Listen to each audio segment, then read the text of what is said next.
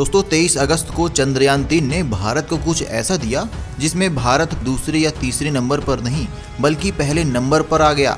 चंद्रयान 2 की नाकामयाबी के लिए इसरो को जितना क्रिटिसाइज्ड किया गया था उसे इसरो ने चंद्रयान 3 के साथ सूद समेत वापस देकर लोगों के मुंह पर ताला मार दिया है।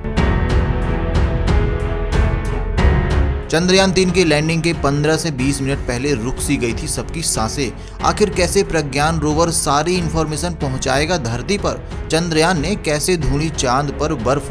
आज ऐसे ही कुछ सवालों के जवाब लेकर आए हैं हम, इसीलिए वीडियो को अंत तक जरूर देखें और ऐसी जरूरी जानकारियों के लिए हमारे चैनल को सब्सक्राइब जरूर कर लें। दोस्तों 23 अगस्त शाम के 6:04 पर चंद्रयान 3 ने चांद के उस हिस्से पर स्मूथ लैंडिंग की जहां आज तक अमेरिका भी नहीं पहुंच पाया है। चंद्रयान 3 ने अपने रोवर प्रज्ञान की स्मूथ लैंडिंग चांद के साउथ पोल में करवाई है जहां आज तक कोई भी देश नहीं पहुंच पाया था। इसीलिए भारत वो पहला देश बना है जिसने चांद के साउथ पोल हिस्से में स्मूथ लैंडिंग की है। पर ये कोशिश इतनी आसानी से कामयाब नहीं हुई है। चंद्रयान 2 की नाकामयाबी के लिए इसरो को काफ़ी क्रिटिसाइजेशन का सामना करना पड़ा था, क्योंकि इसरो ने उस वक्त चंद्रयान 2 की नाकामयाबी की पूरी डिटेल्स लोगों तक नहीं पहुंचाई थी। यहाँ तक कि इसरो ने कहा था कि उनका रोवर क्रैश नहीं हुआ है, सिर्फ चांद पर गिर गया है। लेकिन इसरो पर लगातार प्रेशर बढ़ने के कारण उन्होंने 1 जनवरी 2020 को इसरो के चीफ ने ये बयान दिया कि चंद्रयान 2 यानी विक्रम का जो प्रज्ञान रोवर है वो चांद से टकराकर टूट गया है। उस वक्त चांद से बस 2 किलोमीटर की दूरी से इसरो ने रोवर से कांटेक्ट लूज कर दिया था। इसरो ने अपनी रिपोर्ट में ये भी बताया कि विक्रम के इंजन में उस वक्त कुछ खराबी आने की वजह से ये मिशन आधा कामयाब हुआ था। पर उस चंद्रयान से मिली तस्वीरें और जानकारी से इसरो को काफ़ी मदद भी मिली है, जिससे वो इस बार इन सारी गलतियों को ओवरकम करने के बाद भारत का परचम दुनिया भर में लहरा पाए हैं। इस बार चंद्रयान 3 की लैंडिंग इसलिए भी स्मूथ हो पाई क्योंकि इस बार इसरो ने चंद्रयान 2 में जो गलतियां या कमी रह गई थी उसे दोहराया नहीं है। जैसे अगर हम बात करें कि रोवर के लैंडिंग एरिया की, तो उसे और बड़ा कर दिया गया जो कि चंद्रयान 2 से लगभग 40 गुना ज्यादा एरिया को कवर करता है। दूसरा, इस बार विक्रम लैंडर को ज्यादा फ्यूल की क्षमता दी गई है जिससे वो ज्यादा देर तक हवा में रह पाए और सही से तस्वीरें लेने के बाद ही चांद की जमीन पर लैंड कर पाए। सबसे महत्वपूर्ण है, चंद्रयान 3 के सारे इंजन्स को और सॉफ्टवेयर को अपडेट किया गया है जिससे अगली बार जो चूक हुई थी वो ना हो पाए। लेकिन दोस्तों अगर हम बात करें चंद्रयान 2 की, तो वो पूरी तरह से नाकामयाब नहीं था। उस वक्त जो ऑर्बिट चांद पर उतारा गया था वो आज तक चांद के आसपास चक्कर लगा रहा है, मतलब घूम रहा है, जिसकी मदद से चांद की जमीन की जो भी तस्वीरें ली गई हैं वो चंद्रयान 3 को चांद की कौन सी जगह पर लैंडिंग करने से स्मूथ लैंडिंग हो सकती है उससे जुड़ी बहुत सारी जानकारी को हासिल किया गया है। इसके अलावा इस बार चंद्रयान 3 की स्मूथ लैंडिंग के लिए उसके पैरों को और भी मजबूत बनाया गया है जिससे उसके क्रैश होने के चांसेस को कम किया जा सके। उसके सेंसर्स को अपडेट किया गया है जिससे लैंडिंग के वक्त जब रोवर घूम रहा हो तो उसका बैलेंस बना रहे और लैंडिंग के वक्त कोई भी मुश्किल ना आए।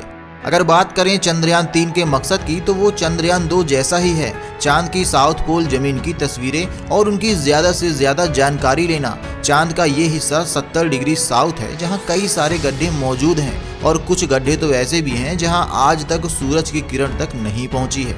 ऐसे में चंद्रयान 3 का मिशन है ये जानना कि क्या चांद पर बर्फ मौजूद है या नहीं। चंद्रयान 1 ने तो ये बता दिया था कि चांद पर पानी है। अब चंद्रयान 3 की ये खोज भारत के लिए एक बड़ा बदलाव और सफलता साबित हो सकती है। पर इस जानकारी को हासिल करने के लिए चंद्रयान 3 के पास एक लूनार दिन का वक्त होता है।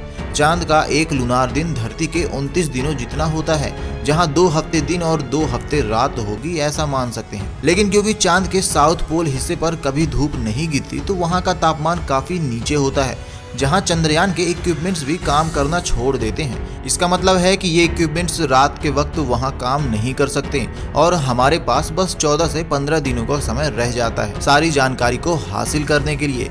और अगर आप सोच रहे हैं कि ऐसा क्यों है, तो चंद्रयान 3 के प्रज्ञान रोवर पर कई सारे सोलर पैनल्स लगे हुए हैं जो धूप की मदद से ही काम कर सकते हैं। इसलिए इस रोवर को चांद पर जब रात होगी तब वर्क में नहीं लाया जा सकता, जिस वजह से इन्हें दिन में ही काम में लाया जा सकता है। इसी कारण प्रज्ञान रोवर के पास चांद के बस 15 दिन का ही समय है जानकारी हासिल करने के लिए।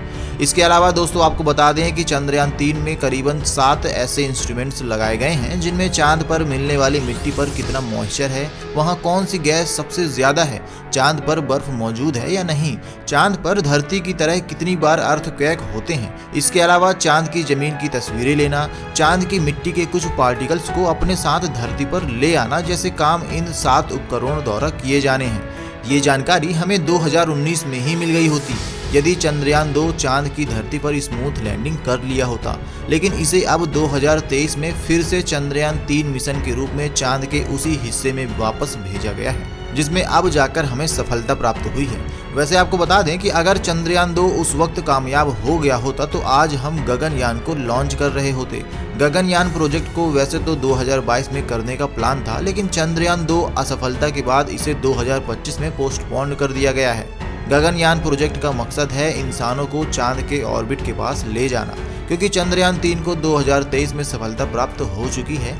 इसलिए हम उम्मीद करते हैं कि आने वाले समय में गगनयान के लिए भी भारत देश गर्व ही महसूस करेगा। तो आज का ये वीडियो आपको कैसा लगा और आपकी चंद्रयान 3 के बारे में क्या राय है, हमें कमेंट में ज़रूर बताएं। ऐसे और लेटेस्ट अपडेट के लिए हमारे चैनल को सब्सक्राइब जरूर कर लें। Thanks for watching.